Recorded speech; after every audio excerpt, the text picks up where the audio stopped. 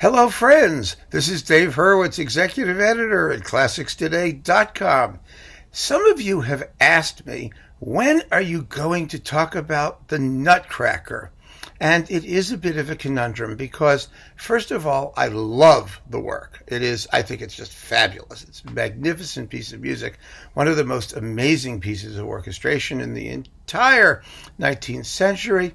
And I listen to it all the time. However, I don't celebrate Christmas. I don't care about Christmas. And I never listen to Christmas music around Christmas. So I'm going to talk about the Nutcracker now, just so that you know, for listeners in 2375, this is not Christmas. This is February. And I think that's a wonderful time to listen to the Nutcracker and talk about the Nutcracker. However, I am not talking about just your average Nutcracker. I am talking about Stewart Goodyear's piano transcription of the Nutcracker. We'll do the entire orchestral one at some other time. In fact, we may have already done it if this is the year 2375. So just hang in there because this is just cool.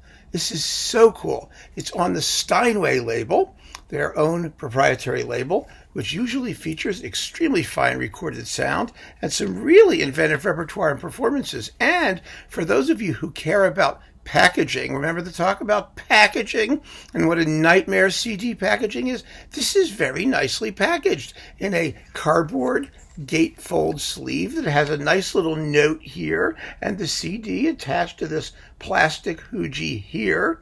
And if this doesn't get crushed and destroyed, you're in business. You've got a nice little package. It's actually well labeled on the side. I mean, it sort of checks all the boxes for CD packaging. I really like this packaging. But the interesting thing about it, of course, is the performance. Now, Stewart Goodyear is a marvelous pianist of Canadian provenance, and he has transcribed the entire ballet, not just the suite, and it's not one of those four-hand things. It is the entire ballet for two hands. And what a marvelous, marvelous job he's made of it.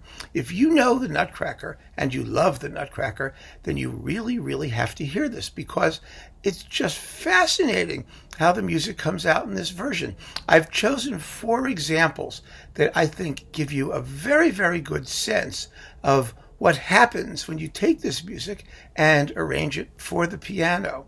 And wonderful things do happen. For example, let's start with the miniature march right from the opening. Dum ba da da dum bum bum bum ba, right? You would think that it's a very, very simple little piece. It's nicely repetitious.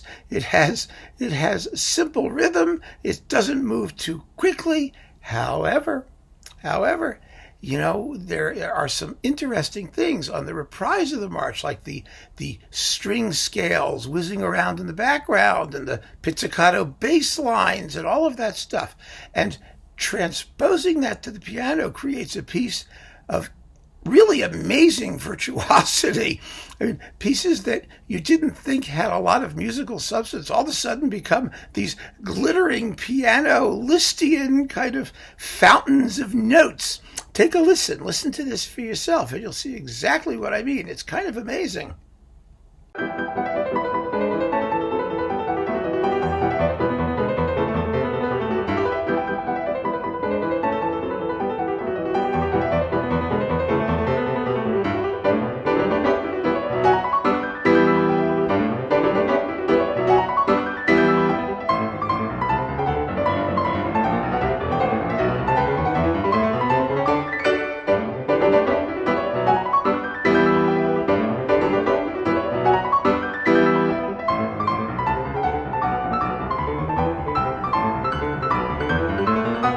You see? It's really, really cool. Why? Because, when Tchaikovsky is writing for the full orchestra and orchestrating for the full orchestra, he does so in a way that allows us to have a very, very clear distinction between the tune and the accompaniment. And so we don't hear them on the same level. we distinguish them in our minds, and we think, oh, there's that little string thing. It's like, okay, that's nice. But when everything is transposed to the same plane of tone, as Toby would have called it, the same general sonority or timbral uniformity, then all of a sudden you've got these sort of conflicting contrapuntal things happening and lots of notes. And it's quite difficult to play because things that sound very simple on the orchestral violins can be quite virtuosic when transferred to the piano. And virtuosity is the name of the game here. I mean, my God, Goodyear plays the bejesus out of it. It's absolutely terrific. And then the next thing that I think is quite noteworthy is Goodyear's ability to turn what you would think would be impossibly full and big climaxes in orchestral texture effectively into keyboard equivalents. And I'm thinking now of the transformation scene. You know that bit. It comes right after the battle with the Mouse King, and the Christmas tree grows enormous. And Tchaikovsky builds this immense climax, really the biggest climax in the whole piece, that's capped with cymbals and the glockenspiel, a just glittery, gigantic thing that happens, and which actually sounds quite magnificent when played on the piano. Here's a bit of it. It's really, really stupendous.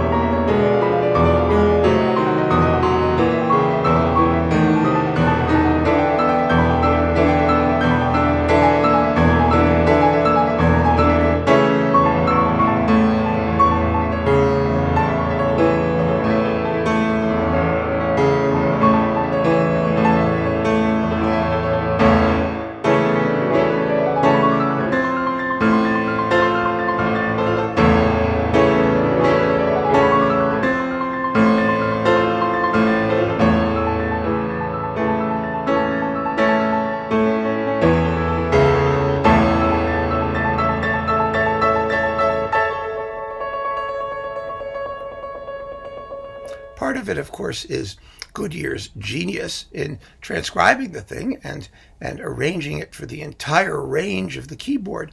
But a lot of it also, I think, is just the substantive nature of a lot of Tchaikovsky's music. He doesn't get a lot of credit for being a composer of particular depth and substance. But one of the ways that you could tell, as we do with Bach, is that when you take the music in one medium and stuff it into another medium, if it works just as well, then you could probably say that there's some essential quality to the music, a permanent quality to the music, which is going to tell. It's going to express itself no matter what you do to it.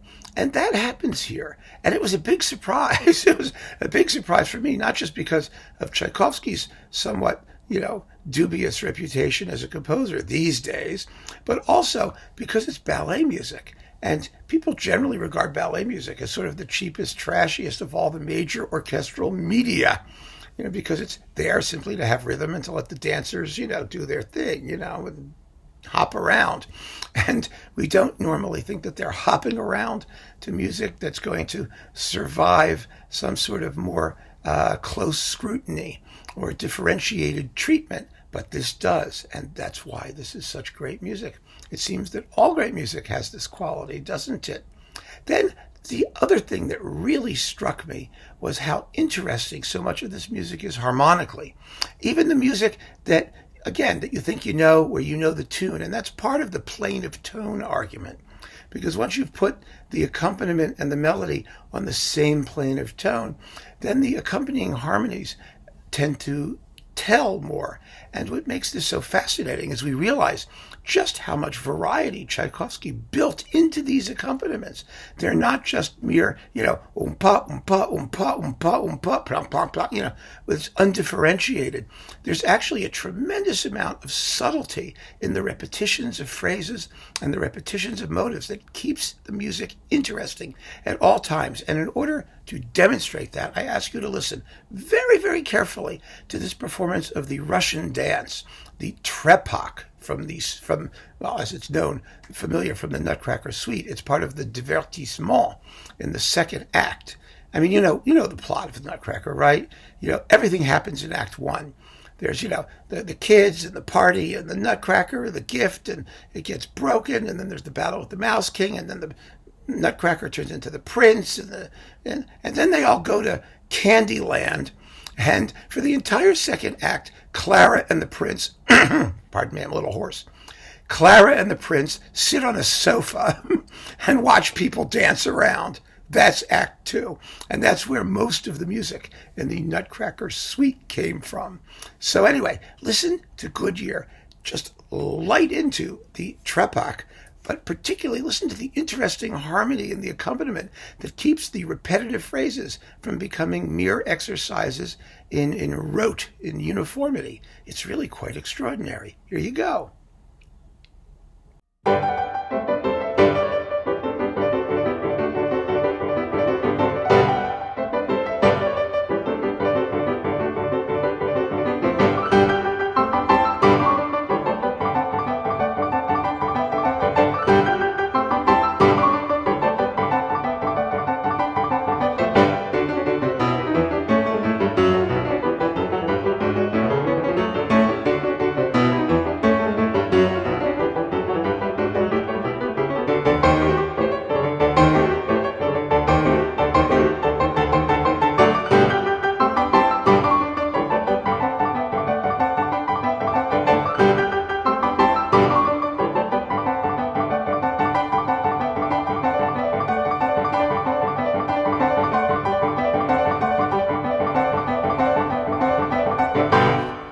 Beautiful, isn't it? It's a whole new way of hearing the music. And finally, there's the issue of turning an orchestral piece into a piano piece, because naturally a solo pianist has the opportunity to avail him or herself of a more extreme amount of rubato, a certain flexibility of phrasing that you don't normally find in orchestral music, and which Goodyear does, but he does it with great sensitivity and really, really a fine, elevated level of taste, I think. And you hear this particularly well in the Waltz of the Flowers, because after all, it's just a waltz. It's just going 1, 2, 3, 1, 2, 3, 1, 2, 3. But he manages to add a certain lilt to the music and a certain flexibility and elasticity of phrasing that's very, very subtly applied, but which sounds absolutely natural and really beautiful. And you kind of wish you could hear orchestral performances that do that too. Here's a bit of it.